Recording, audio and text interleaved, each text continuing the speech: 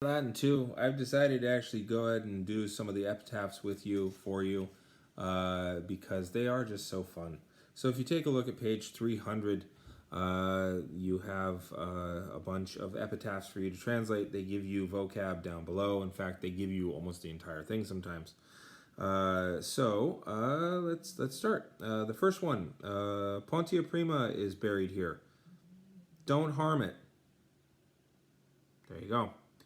Let's see. This is the monument of Marcus Virgilius Eurysaccus, the baker and the contractor of gatekeepers.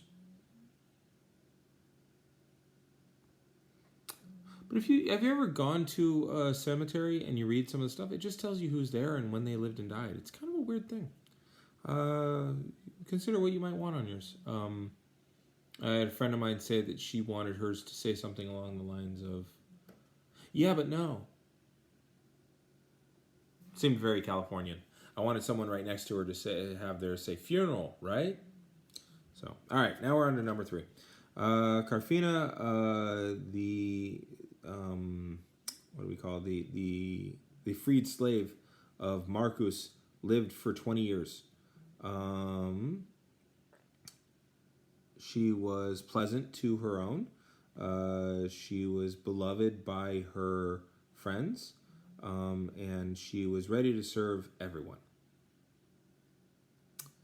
Let's see. Spirits of the dead for Gaius Tullius Hesper Gaius Tullius Hesper made this altar for the spirits of the dead. For himself, where his bones are now gathered. We see Nisi Numene, all the alleys go away. Whoever violates these bones, either to remove them from it, or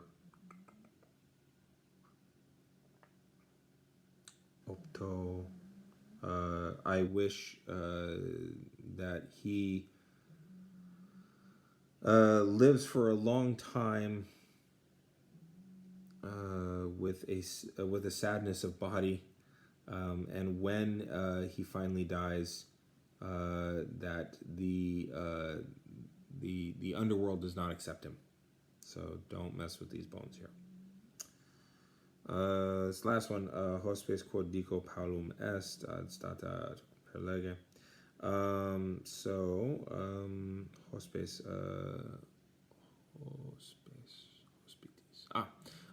guest, which I say is small. Ad sta ac perlege. Stand here and read carefully. So guest, what I have to say to you is small. Stand here and read thoroughly. Here is the tomb of the hardly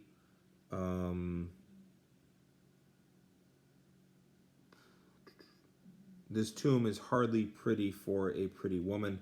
The name of the parents, the name that the parents gave her was Claudia. Her husband had special regard for her in his heart. She birthed 2 children, one of whom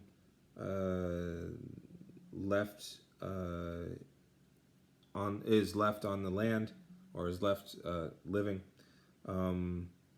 Another is found beneath it, or lives beneath, or is placed beneath it. With a cheerful countenance, or a cheerful way of talking. Therefore, moreover, a pleasant walk. She served her home. She spun wool. I said it. Goodbye. And that will take us to 54F. I'm going to give you those as well as the poem of 54E, but I'm going to give you 54F first. So these get kind of fun because it's martial. So recently there was a doctor. Now he is an undertaker named Dialus. Because what the undertaker does, he had done as a doctor. Here's another one. I was ill in bed, but you accompanied immediately. You immediately came to me accompanied with 100 Symmachus of your students. 100 hands touched me, as cold as the north wind, or chilled by the north wind. I did not have a fever, Symmachus. Now I have one. Here's Hippocrates. So we're on page 303. Hippocrates, who cures all. Let's see. He bathed for you, or I'm sorry, or with us.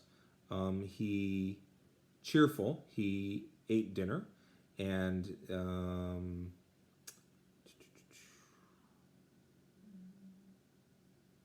he was found the same morning, dead. Andragoras, that's the guy's name. So suddenly, the cause of his death, Faustinus, you ask? In his dream, the doctor Hippocrates had come. So he was killed in his dream by the very appearance of the doctor Hippocrates. And then here's another one, 303 at the very bottom. May the ground be light and soft, or may you be covered with soft sand, so that the dogs are not unable to dig up your bones. And that's it for the epitaphs, whether they're funny, or the epigrams, which are funny, and the epitaphs, which are oddly informational.